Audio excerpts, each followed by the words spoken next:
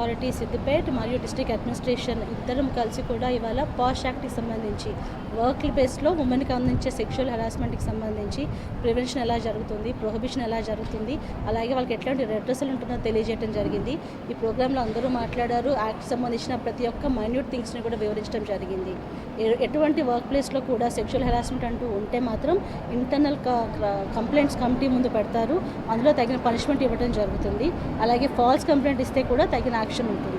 District legal services authority, district administration and police administration కలిపి POSH act prevention of sexual harassment of women at work place act గురించి ఆహ్వానం and legal awareness programme పెట్టడం జరిగింది. ఈ కార్యక్రమంలో మా several departments, medical health, women child, DRDO and even education నుంచి ఎంప్లాయీస్కి పిలవడం జరిగింది. వాళ్ళకి యాక్ట్ ప్రొవిజన్ మీద ఆహ్వానం ఇవ్వడం జరిగింది. మా అడ్మినిస్ట్రేషన్ సైడ్ నుంచి కూడా మేము ప్రతి ఒక్క డిపార్ట్మెంట్లో ఐసీసీ ఇంటర్నల్ కంప్లైంట్ కమిటీకి ఏర్పాటు చేశాము. వాళ్ళు ఎలా మాకు కంప్లైంట్ తీసుకురావచ్చు, అది మీద మేము ఏం ప్రాసెస్తో హియరింగ్ ఎంక్వైరీ కండక్ట్ చేస్తాం, ఏం యాక్షన్ తీసుకోగలుగుతాము అండ్ యాక్షన్ లేకుంటే ఏం పెనల్టీ ఉండొచ్చు, అది గురించి ఆహ్వానం ఇవ్వడం జరిగింది.